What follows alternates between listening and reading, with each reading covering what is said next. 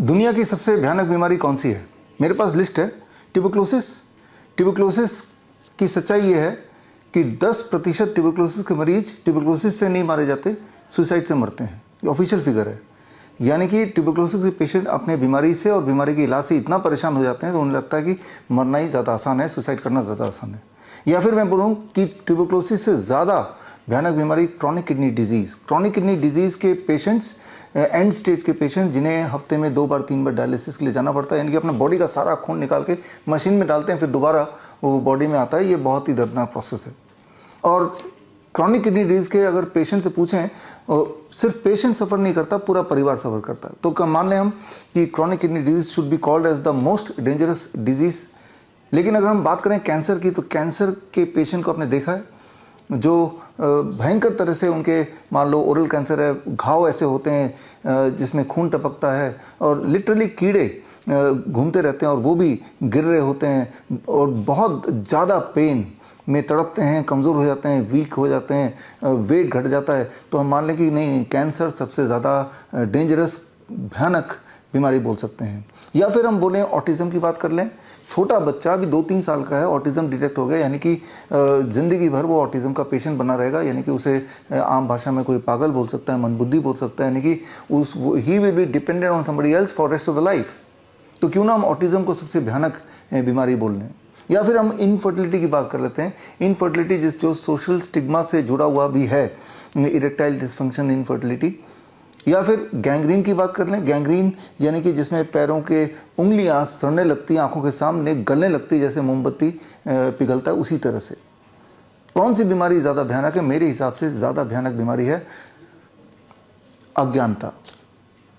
वो इसलिए क्योंकि अधिकतर लोगों को पता ही नहीं कि ये सारी बीमारियां ठीक हो सकती हैं, लेकिन जिस तरह से आप इलाज कराते हैं उससे ठीक नहीं हो सकता, ना ही किसी का ठीक हुआ है। क्या डायलिसिस से कभी क्रॉनिक किडनी डिजीज ठीक हुआ है? क्या कीमोथेरेपी से कभी कैंसर ठीक हुआ है? क्या कोई ऐसा पेशेंट को जानते हैं ऑटिज़म का जो अब पूरी तरह से ठीक है या आधा अधूरा भी ठीक है? या कोई ऐसा पेशेंट जानते हैं जो पहले इनफर्टाइल था, फर्टिलिटी आ गई है, पहले इरेक्टाइल डिसफंक्शन था, वो ठीक हो गया है?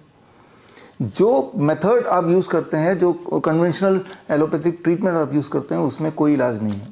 दैट इज़ अज्ञानता।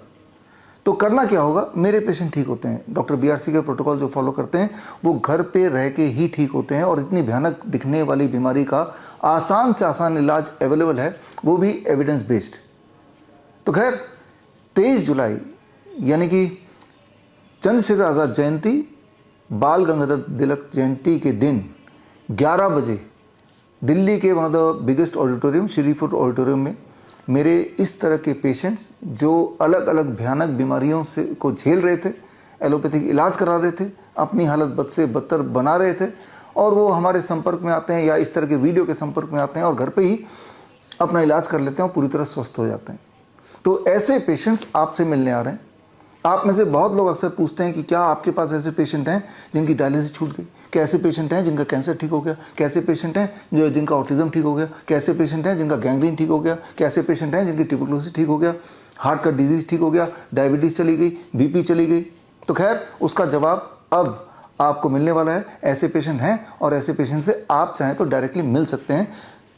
23 जुलाई 11 बजे श्री फोर्ट ऑडिटोरियम में फिजिकली आएंगे अपने पास के रिपोर्ट को लेके और पास्ट मेडिकल हिस्ट्री को लेके और अभी के रिपोर्ट को लेके वो रूबरू आप हो सकते हैं। और जो लोग आना चाहते हैं 23 जुलाई के प्रोग्राम में, स्क्रीन पे दिए हुए लिंक में जाके अपना नाम भर दें ताकि आपका सीट हम रिजर्व कर लें। ये एब्सोल्युटली फ्री है।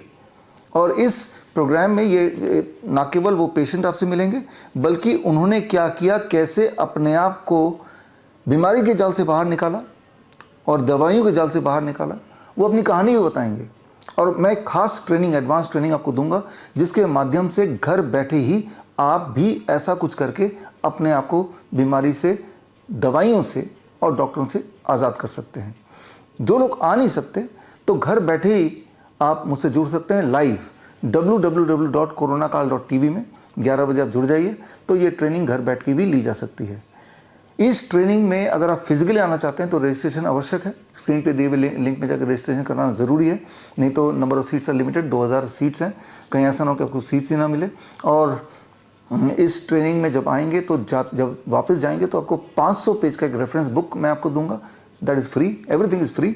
और उस बुक का मकसद ये है कि जो भी आपने ट्रेनिंग में सीखा और जो भी आप घर में करना चाहते हैं उसके सारे इंस्ट्रक्शन, क्यों करना है, क्या नहीं करना है, डायग्नोस्टिक कैसे करना और किन डायग्नोस्टिक पर भरोसा करना है, किस पे नहीं, ये छोटी छोटी इंपॉर्टेंट बातें जिनका जानना समझना आपके लिए ज़रूरी है।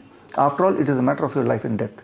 तो खैर, हम मिलेंगे 23 जुलाई सुबह 11 बजे श्री फोर्ट ऑडिटोरियम में, या फिर ऑनलाइन हम जुड़ेंगे। All the best, thank you, जय हिंद। बड़ी से बड़ी बीमारी का आसान से आसान इलाज घर बैठे ही हो सकता है। अधिक जानकारी के लिए कांटेक्ट करें nearest doctor BRC clinic @home।